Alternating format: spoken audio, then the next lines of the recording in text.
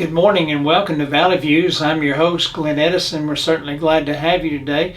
And as always, want to thank BTC Fiber for having our program and hosting our program. And you can always see this on BTC Fiber's YouTube page as well as BTC Fiber's cable channel 18. And today we have with us a gentleman, it's called Santa Nick. Yeah. And or Santa Nick of Dunlap. And kind of looks like him, doesn't he? Yeah. So, hey, it's good to have you, first of all. Thank you. Thank you for Pleasure to be here today. And first, let's get a little bit of background on you, and the background being like, how long have you done this for a living? You portray Santa Claus, Yes. nobody listening. The kids not listening on this. But, Yes, I portray Santa Claus. I'm a professional Christmas entertainer. Yes. Well, now, how long have you done this? I've been a professional for 3 years now. 3. I started just before COVID when I was an Uber driver putting on some Christmas clothes, and the reactions to my passengers was very, very positive. A lot of people wanted pictures with me. Yeah. So then I stopped being a driver during COVID, and I looked up at what it meant to be a Santa Claus, or how to become a Santa Claus. Uh-huh. And I ended up going to a Santa Training Academy. Yeah. And that was 3 years ago now, and that was the launching pad for me getting into the professional Santa Claus business. Well, in a professional Santa Academy, what all do they teach? What are some of the things you learn? Well, there's so many things, but first of all is the values that children are first. This is all about making Christmas a beautiful experience for children. Uh-huh. But then beyond that, there's special things to know, like how do you work with a special needs child? Uh-huh. Or maybe it's good to pick up a little sign language to work with those who can't hear well. But then there's also things like how to groom your beard, Yeah. how to choose the right suit, Yeah. entertainer's insurance. Really? And then of course there's 100 questions that kids will ask, and then responses that other Santas have used. A lot of times you pick up stories just sitting around the table having dinner or breakfast with the other Santas at the training. There's a lot of things to learn, and it's been a great experience. It's been a lot of fun learning those things.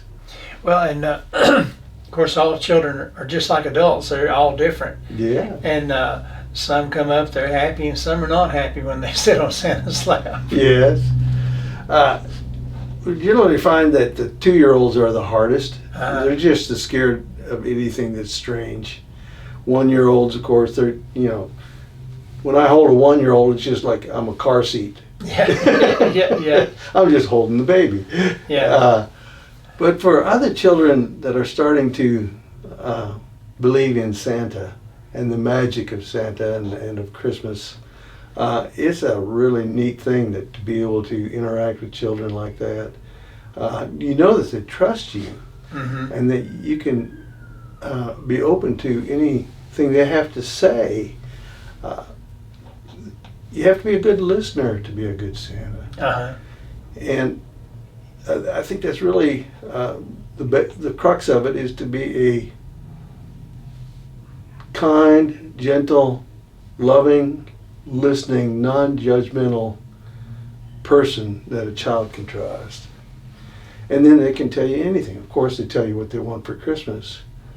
But sometimes they'll tell you other things, Yeah. things that they don't even dare tell their parents. I don't know why, Yeah. but they trust Santa with that stuff. So, for example, maybe somebody doesn't want their parents to fight anymore, Yeah. Something like that. Or they want their daddy to come back home, Uh-huh. Maybe he's at war, maybe he's in prison, who knows. Yes. But you get requests like that. And in those cases, I try to be tender-hearted, loving, to assure them that I care, Mm-hmm. and I'm thinking about them. Yeah, yeah. Because I know that would be hard at times. Because children are just flat out honest. They just tell you. Yeah. And I know sometimes probably the parents are back there, trying to hide sometimes. Yeah. But Can happen. But that's the nature of your job of being out there with the kids, and you're seeing so many people, and each child is different. So it's not like you've got a assembly line of all good kids, or some of them are going to act up, some of them are not, and some of them they're from. And I'm sure you've met a lot of children from different races and nationalities and things like that, and that I guess I don't mean presents a problem, but it's a challenge for you, I guess, from time to time. Yes, it is. But I found that the children are focused on Santa, and race and background does make too much difference, because Christmas is about the magic of Santa. Uh-huh. And they don't see the color or a disability or anything like that. They just see Santa. Yeah. And that's the guy that they trust. One language I've tried to learn a little bit is American Sign Language. Uh-huh. So, I know how to say I love you. I know how to say Merry Christmas. Oh, yeah. And things like that. So that's one language that I'm trying to learn a little bit more of all the time. I know a couple languages from my prior life when I was a missionary out in Africa. Uh-huh. And so once in a while when a child comes to me and says, Santa, you know everything. What's my name? I say, well, I don't know your English name, but I know your elf name. Yeah. And then I'll pull something from one of those languages that I've learned. Yeah. And that's a lot of fun. Yeah. It's magic. Yeah, and I imagine that takes them off. Yeah. And they go, huh, I got it. Yeah. Yeah. They think they got you cornered. Yeah. But if you can turn the tables a little bit and surprise them, then the magic comes back. Yeah, because then they think, oh, this guy really does know. Yeah. And well, that's kind of neat. And now you say you've been a professional Santa for 3 years. Other than, I know you've been here in Dunlap as a Santa. Where are some of the other places you've been? Well, I started off in Chattanooga, and I did a lot of school photography. Uh-huh. Went from school to school with a set of photographers that worked for a business down in Ringgold. Got to a lot of different schools, even in this area, all the way from Pikeville to South Pittsburgh and up to Mont Eagle, plus a lot of places in Georgia and Alabama. I've moved to the Dunlap area and set up the North Pole up here, up on Fredonia Mountain Road. Then I've said I can't go back to Alabama or Georgia, but I'm still active as a Santa, as a photographer. Sorry. I'm still active as a Santa for photographers here in the valley, Squatchy Valley. Also, I got invited to work on the Tennessee Valley Railroad Museum's North Pole Limited Train. Oh, yeah? And I've done that for 2 years now, and I'm scheduled to do it again next year. And that is just a whole lot of fun. I bet it is. Kids get on the train in one station, they go through a tunnel, and they end up at the North Pole. And there I am to greet them and get on the cars and take pictures with them and ask what they want for Christmas and give hugs and just generally give them a good Christmas experience. Yeah. I also do a few parties for businesses, realtors, and I do home parties if I'm invited. It's a lot of fun to do. I walk into a home for an hour and entertain the family and just help them celebrate Christmas. Yeah, so those are the things that I generally do. Well, that's kind of neat because it gives you, you're kind of you have a variety of things you do. Yeah. So you're not just stuck to one thing doing that, just limited. I was going to ride in the Christmas parade and light the tree here in Dunlap last Christmas, but the weather prevented that from happening. So that was disappointing. I'm looking forward to doing that this year. Yeah, because I was actually looking forward to that. I thought that'll be neat to watch that. Yeah. And then I watched the weather and I thought, oh man. Yeah. And but that's the way things work sometimes. Yeah. It always rains around Christmas time during December. I don't know why that is, but it just does. Yeah. And well, I imagine you've made a lot of friends over the past with other Santas and other people, and that's, I guess, a good thing. Yeah, there are Santa groups around this area. There's a group in Chattanooga. Actually, there's two groups in Chattanooga. There's a group down north of Atlanta. There's a group up in Nashville. There's a group up over in Knoxville. I'm active in a couple of those, and get to meet with the other Santas, and we call each other brothers in red. Of course, there's getting to be more and more sisters in red too, because Mrs. Claus is becoming more of an important character in the magic of Christmas. Also, I go to these training events, these conferences or conventions.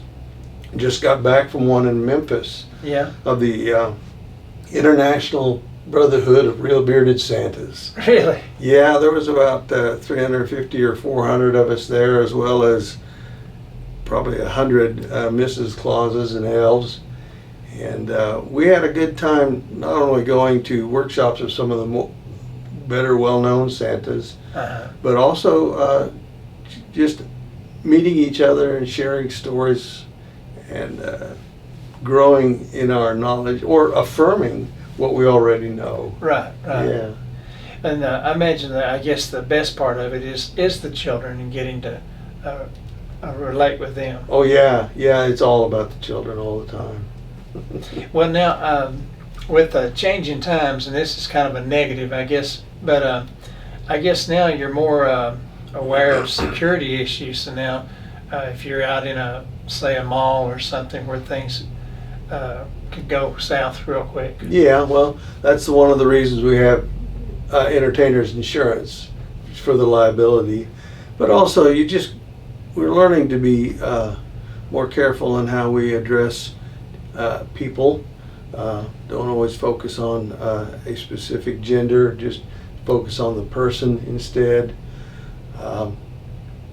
What else about that? Like, a child does not sit on my lap anymore. They sit on my knee. Yeah. So we're just trying to, and we're always conscious of things like in every picture, my hands are showing. Mm-hmm. My hands are not hidden in a picture. And you just be careful how you dress and so on. But Santa is also very traditional, and so there's a lot of things that haven't changed, even though you think they might. Yeah. Well, I imagine, well, more around here, everybody still gets into the Santa and doesn't get into the negative, as I mentioned. Yeah. They're more into the having fun part and being about Christmas. Yeah. Santa's tried to avoid politics and religion, especially in urban settings, but I know that around here, I can refer to Christmas as and the reason for Christmas. I can focus on Jesus as being a part of Christmas. I had a little boy come up to me last year, and he brought a note. He was maybe 9 or 10, and he handed me this note, and the note said, "Santa, I'm sorry, I took candy from the store and I didn't pay for it."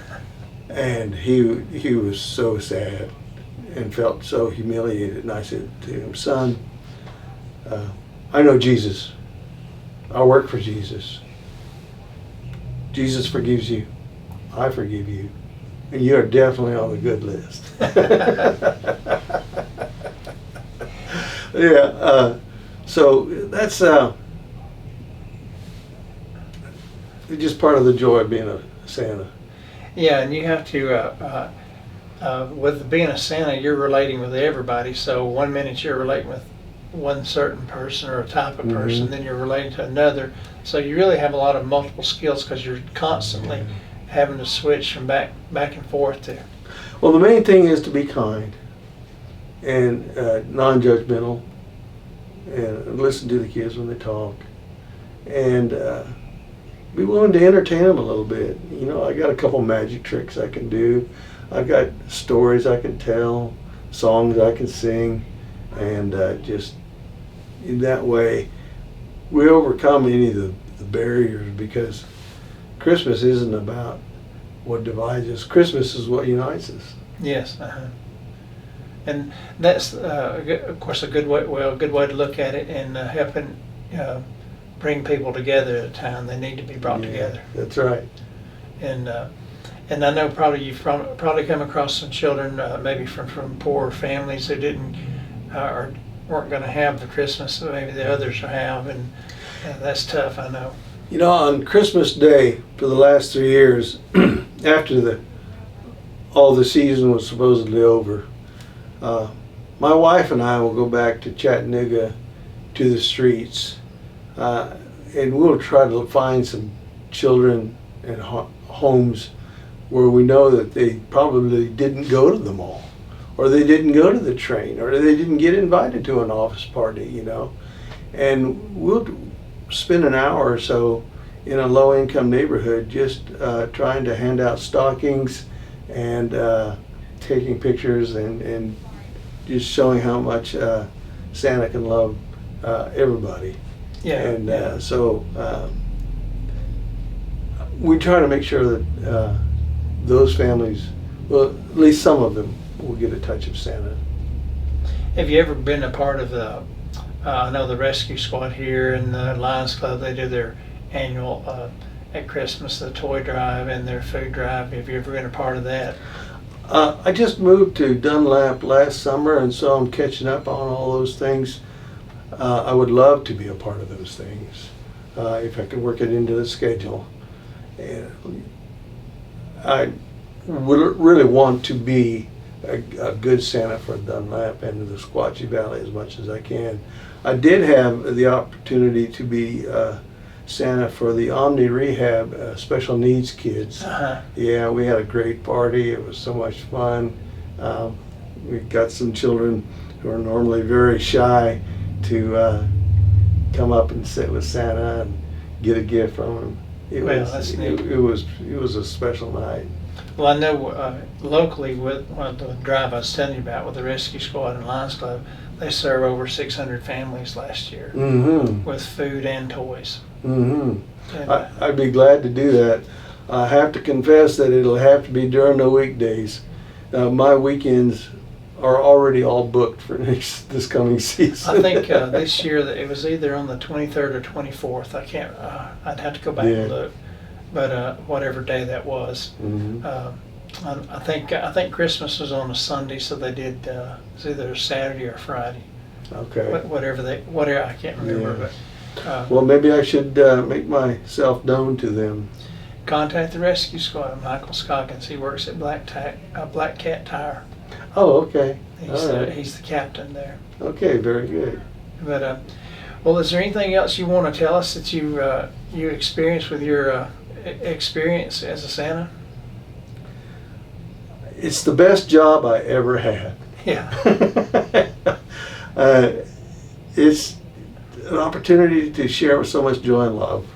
And if you have an opportunity to become a Santa, you should take a good look at it.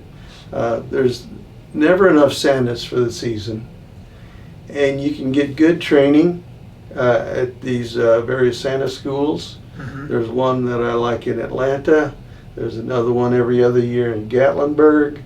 There's others around besides that. But get yourself some training, get to meet other Santas and see how they do it, and then jump right in and just be kind and loving to the children, and who knows, you might bring some joy to Christmas for the others too. Well, listen, St. Nick, it's certainly a pleasure to have you today. I appreciate you being with us, and hopefully we'll get this out, and there'll be children to see it. Okay. And I appreciate that. All right. And again, folks, you can see this interview on BTC Fiber's YouTube page as well as BTC Fiber's cable channel 18. So until next time, have a great day.